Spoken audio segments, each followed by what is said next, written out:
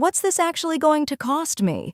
That's usually one of the first questions people have before they even start a California divorce, and the honest answer is that it depends a lot on how much help you use, but the court itself charges the same fee to everyone. Let's break down every real cost you're likely to run into. Start with the one cost that's the same no matter who you are, the California court filing fee. As of 2026, that fee generally runs between $435 and $450, depending on the county, since each county superior court sets its own amount. It's worth double-checking the exact figure with your county clerk before you file, since it can change. This fee covers filing the petition, Form FL-100, the document that opens your case. It's a one-time charge, not something you pay again and again. What it does not cover is serving your spouse, getting certified copies of your judgment later, or any mediation or attorney time. Here's something a lot of people miss. The filing fee can apply twice in one case. The spouse who starts the case, called the petitioner, pays the fee when filing Form FL-100. If the other spouse, the respondent, chooses to file a response on Form FL-120, they generally owe their own filing fee too, in that same general range. If the respondent never responds, they don't pay that fee, but the case can still move forward toward a default. If paying that fee isn't realistic right now, California has a process for that. The fee waiver, Form FW-001, Request to Waive Court Fees, lets you ask the court to waive filing fees and some related costs based on your financial situation. There are generally 3 ways to qualify. First, you may qualify if you currently receive certain public benefits, things like Medi-Cal, CalFresh, CalWorks, SSI, or general assistance. Second, you may qualify if your household income falls at or below 125% of the current federal poverty guidelines for your household size. Third, even above that income line, you may qualify if paying court fees would leave you unable to afford basic necessities like food, housing, or utilities. You only need to meet one of these, not all 3.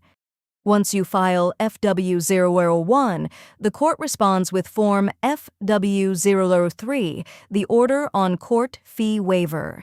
That order can grant your request in full, deny it, or grant a partial waiver that sets up a payment plan instead. Read that order closely since it tells you exactly what, if anything, you still owe. And keep in mind, a fee waiver generally only covers court costs. It doesn't pay for a process server or an attorney. Which brings us to the other real costs people run into beyond the courthouse.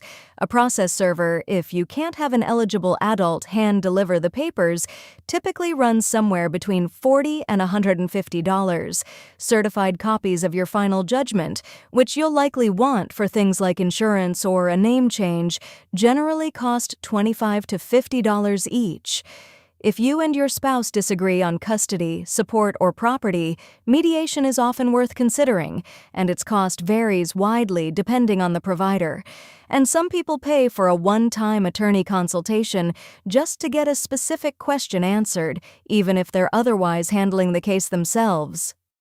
So where does the real cost difference come from? Generally, it comes down to 3 broad paths.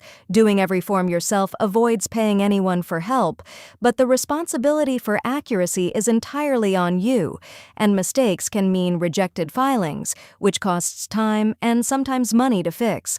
A document preparation service like Virdix sits in the middle. It typically costs more than doing it fully yourself, but far less than a full-scope attorney, since it's built around helping you get the required forms complete and consistent, not around courtroom representation or strategy. Hiring a full-scope attorney who represents you through negotiation, hearings, and possibly trial is generally the most expensive path, with retainers commonly running into the thousands of dollars and total costs climbing higher in contested cases. There's no single, reliable average, since it depends heavily on your attorney's rates, your county, and how contested your case becomes. A few habits tend to keep costs from growing unnecessarily, regardless of which path you choose. Apply for a fee waiver early if you think you might qualify, rather than paying and asking questions later. Get your financial disclosures organized as soon as you can, since delays here tend to cost time later. Agree on as many issues as possible directly with your spouse before bringing in paid help for the parts you actually disagree on. And ask any professional, whether it's a mediator, an attorney, or a process server, for their fee structure in writing before you commit. The court filing fee itself isn't something any of us can change, but avoiding paperwork mistakes that lead to delays or refiling is one real way to keep the rest of your costs predictable. That's exactly what Virdix is built to help with, a guided questionnaire that walks you through your California paperwork in plain language, including fee waiver guidance if Form FW001 applies to you, so your filing is complete and consistent the first time. Virdix is a document preparation service, not a law firm, so this is not legal advice. And for advice about your specific situation, talk to a licensed attorney. If you're ready to get started, the link is at virdix.co.